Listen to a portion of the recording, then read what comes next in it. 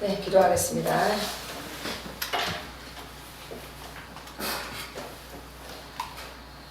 하나님 감사합니다. 오늘 오대제사한 말씀을 주셨습니다. 이 말씀을 통하여 우리 안에 오대제사가 이루어질 수 있도록 도와주시옵소서. 감사드리고 예수 그리스도의 이름으로 기도하였습니다. 아멘.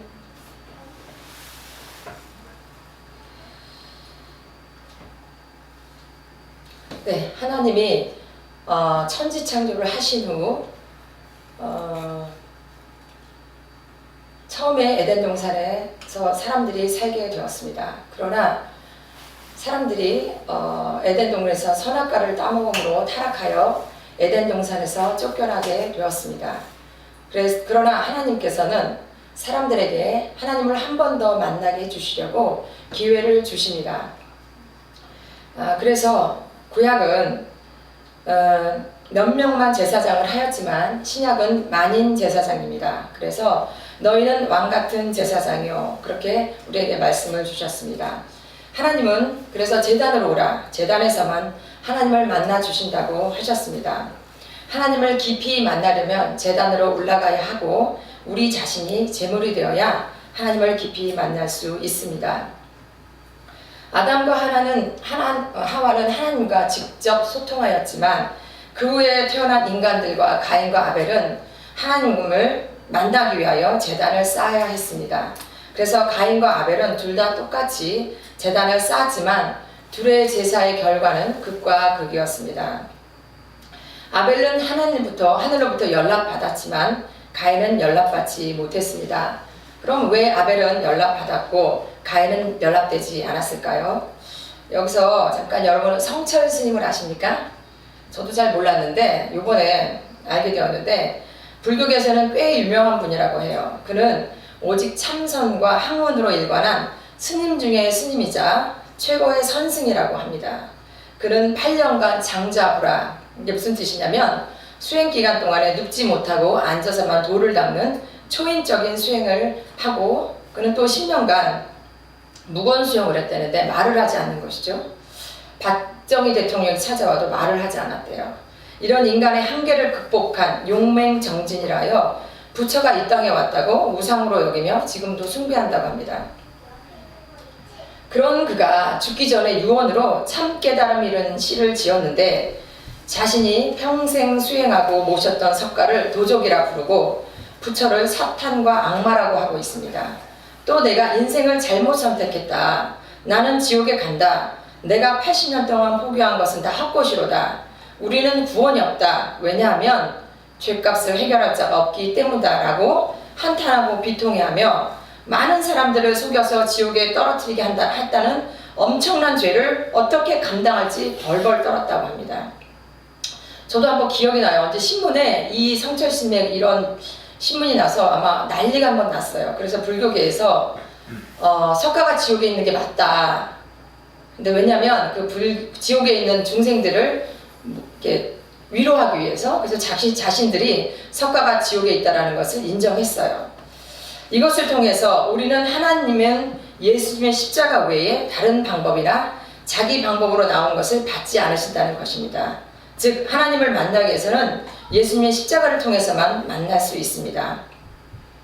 천지창조 제단을 쌓은 아벨은 첫 양새끼와 그 기름으로 나갔다는 것은 양이 죽었고 번제로 먼저 나갔기 때문에 제사에 성공한 것입니다.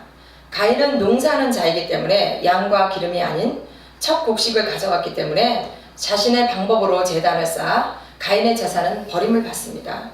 이와 같이 우리가 똑같이 예배를 여기서 앉아서 드리지만 어떤 사람의 예배는 연락이 되고 어떤 사람의 예배는 연락되지 못한다는 것을 기억하셔야 될 것입니다. 또 여기서 잠깐 우리가 진정한 예배를 하나님께 드릴 때 사람마다 예수를 믿으면 자기 속에 어두운 마귀가 나가게 됩니다. 전주에 형 목사님이 잠깐 언급하셨어요. 다시 한번 말씀을 드리시면 사람마다 마귀가 나가는 그 현상이 다른데 어떤 사람들은 교회에 나오면 머리가 띵하고 아픈 것은 어두운 영이 물러가고 하나님의 영으로 교체되는 것이라고 합니다. 또 예배만 드리려면 줄 하품이 일어나는 것도 마귀가 물러가고 하나님의 영으로 잡으려는 것이라고 합니다. 심한 경우 구역질이 나고 발작도 일어나게 된다고 합니다. 그래서 우리는 끝까지 예배에 승리해야 할 것입니다.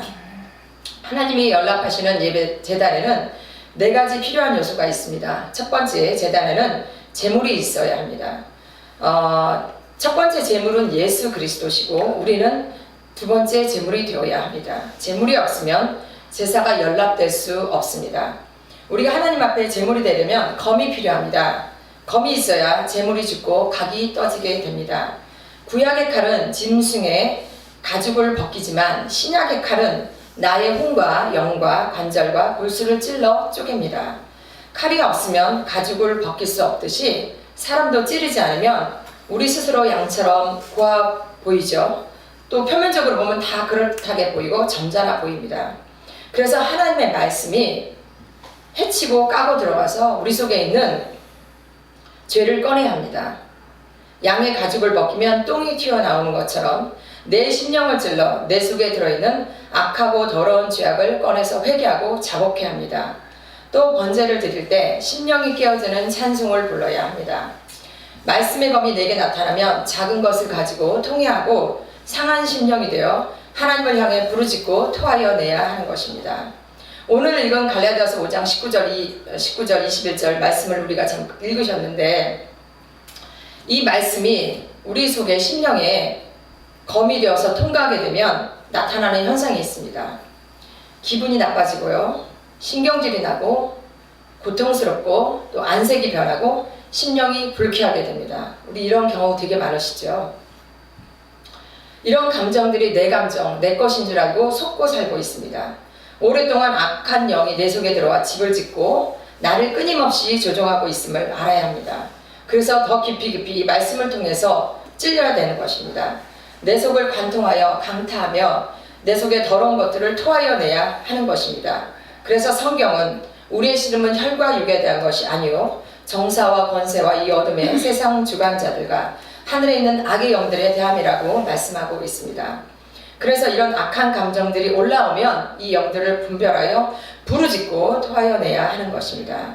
그래서 시험에 들지 않도록 깨어 있어야 한다는 것입니다.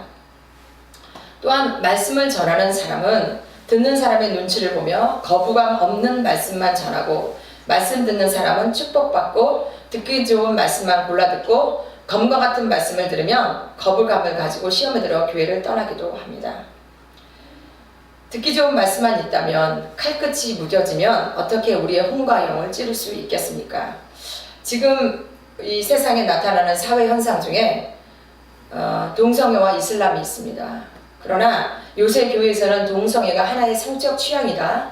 또 이슬람이 하나의 종교이니 교회가 품고 가야 한다라고 합니다. 성경에서 음란죄의 끝은 동성애라고 합니다. 그래서 동성애를 저지른 심판을 받았는데 노아 시대는 홍수로 심판을 받았고 아브라함 때는 불로 심판 받았습니다. 이 시대는 진리에 선 바로 선 그 교회와 목사님들에게 질서와 법에 순종해야 한다고 탄압하고 있습니다. 최근에는 광화문에서 애국운동과 한기총 회장을 맡은 정강 목사님을 이단이라고 하고 한기총 한국기독교총연합회죠. 여기서 제명 처리하려고 하는 어이없는 일이 일어났습니다. 이것도 평화협정, 종전협정, 주한미군 철수, 연방제 통일을 주장하는 좌파 한기총 목사님들의 음모입니다. 잠깐 아침에 제가 이렇게 기도하면서 이걸 봤는데 정강 목사는 간증이 잠깐 올라왔어요. 근데 뭐라고 하시냐면 그 감옥을 문재인 대통령이 4번 보냈나요? 3번 보냈나? 네. 근데 감옥에 있을 때 토요일 주일날은 면회가 없대요. 그래서 할 게 없어서 아침부터 저녁까지 밥 먹는 시간 외에는 찬송을 부르셨대요. 그런데 찬송을 부르면서 1절부터 4절까지 내가 얼만큼 외우는지 토요일 일요일 봤는데 500곡을 하시더랍니다. 자신도 몰랐다는 거죠. 그래서 그 장경동 목사님이 이 말씀을 하세요. 어떻게 초등학생이 대학생에게 잘못했다고 말을 할 수 있느냐. 그래서 본인조차도 정광 목사님에게 함부로 하지 않는다라는 말씀을 하셨어요. 그래서 우리가 이단이라고 하면 하나님을 모르는 사람을 이단이라고 하지 않겠어요? 찬송 500곡을 본인도 몰랐던 것을 감옥에서 알게 됐다라는 간증을 하시는 분을 이단이라고 한다면 심각한 일이라고 생각합니다. 네, 그래서 우리는 이 어두운 세상을 분별해야 하고 우리의 심령 속에 말씀의 검의 능력이 나타나길 바라겠습니다. 다음은 이 말씀의 검이 있으면 불이 필요합니다. 말씀의 검으로 우리 자신을 쪼개고 우리 안에 더러운 불순물의 죄를 꺼내면 그 속에 불이 떨어지는 것입니다. 불은 떨어지지 않는 사람은 불을 놓고 볼 것이 아니고 말씀의 검이 내게 잘 임했는지 확인해야 할 것입니다. 다음은 향취의 역사가 있습니다. 이 향취는 향수 같은 것이 아닌 영적인 의미가 있는데 이것은 나를 통해 나타나는 삶, 자세 이런 것들이 그리스도의 향기가 나타나는 것입니다. 저와 여러분들에게 그리스도의 향기가 나타나길 간절히 바라겠습니다. 마지막은 연락의 역사입니다. 연락은 우리의 기도 제목에 응답이 나타나는 것입니다. 이렇게 검불, 향취, 연락이 다 이루어질 때 제단의 역사가 나타나는 것입니다. 다음은 5대 제사에 대해서 알아보겠습니다. 레위기의 제사, 그 5대 제사는 번제, 소제, 화목제, 그 다음에 속제제, 속건제입니다. 예수님은 십자가에 못 박히실 때 5대 제사를 동시에 이루셨습니다. 첫 번째 번제입니다. 번제는 이스라엘 백성들의 제물을 가죽만 빼고 불로 바치는 제사입니다. 이 번제는 타락한 인간이 하나님께 나오는 첫 번째 제사입니다. 이것이 우리에게는 구원의 제사로 나타납니다. 인간은 번제를 통해야 하나님을 만날 수 있습니다. 번제는 예수님의 십자가를 말하고 피 흘림이 없이는 죄사함이 없는 것입니다. 번제를 통해서 인간의 원죄를 처리하시고 하나님의 영이 들어오는데 이것을 구원이라 합니다. 두 번째 소제입니다. 소제는 유일하게 피가 없는 곡물의 제사입니다. 소제는 하나님이 인간을 성화시키기 위한 단계입니다. 갈라디아서 2장 20절 말씀 잠깐 띄워주시겠어요? 네, 이 말씀을 같이 한번 합독하겠습니다. 내가 그리스도와 함께 십자가에 못 박혔나니 이제는 내가 사는 것이 아니요 오직 내 안에 그리스도께서 사시는 것이라. 이제 내가 육체 가운데 사는 것은 나를 사랑하사 나를 위하여 자기 자신을 버리신 하나님의 아들을 믿는 믿음 안에서 사는 것이라. 네, 이 말씀이 소제입니다. 자아의 파쇄, 지정의 반납, 곧 내가 죽는 것이 소제입니다. 소제를 드리려면 곡물을 아주 고운 가루로 만들어야 합니다. 즉 우리가 예수님을 영접하면 환난이 오게 됩니다. 지금 경험하고 계시겠죠? 그래서 환난을 통하여 우리를 성화시킵니다. 소제 단계는 고통과 고난이 옵니다. 성품도 고쳐야 되고 말도 고쳐야 되고 겉사람도 깨져야 되는 것입니다. 우리는 다른 사람을 씹는 것은 관심 있고 갈림은 안 당하려고 합니다. 하나님은 우리를 영적인 맷돌을 놓고 계속 돌리십니다. 우리 주위에 나를 힘들게 하는 사람이 있습니까? 그 사람이 하나님 보내신 영적인 맷돌인 줄 믿습니다. 그러나 저나 여러분은 하나님이 쓰시는 악의 도구가 아닌 선의 도구로 쓰임받기를 간절히 바라겠습니다. 그래서 하나님은 우리가 고운 가루가 될 때까지 계속 돌리십니다. 그래서 우리는 이때 지정의를 빨리 내려놓고 우리의 자아가 죽으면 하나님께서 우리에게 보내신 맷돌을 처리하실 것입니다. 세 번째는 화목제입니다. 담을 허는 제사, 향기로운 제사입니다. 우리는 하나님과의 담을 허물어야 합니다. 하나님은 우리와 화목하기를 원하십니다. 그러나 하나님은 인간과 1대1로 일하지 않으시고 중간에 예수님을 통해서만 화목하기를 원하십니다. 사람이 사람을 향하여 용서하고 관용하고 이해하며 원수 관계를 푸는 것은 사람 자신에게 이런 능력이 없습니다. 이 제사를 통과하여 십자가 안에서 내가 더 큰 용서를 하나님께 받았다는 것을 알고 깨달은 사람만이 다른 사람을 용서하고 담을 허물 수 있는 능력이 오는 것인 줄 믿습니다. 성령께서 열어주셔야 되는 것입니다. 네 번째 속죄제입니다. 이것은 이스라엘 백성들의 죄를 속하기 위해 짐승을 통하여 그 죄에 대하여 제사를 드리는 것으로 예수님이 우리 죄를 위하여 2000년 전에 죽으심을 뜻합니다. 그 십자가의 죽으심으로 우리가 속죄를 받았습니다. 우리는 오늘 지은 죄는 오늘 가기 전에 회개할 것입니다. 죄를 빨리 사함받아야 할 것입니다. 마지막 속건제입니다. 이 속건제는 보상의 제사입니다. 남의 것을 토색하면 하나님 앞에 회개하고 갚아주어야 합니다. 갚지 못한다면 당사자에게 양해를 구해야 합니다.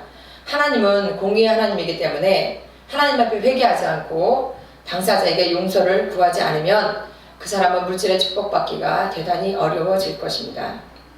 네, 오늘은 5대 제사에 대한 말씀을 들었습니다.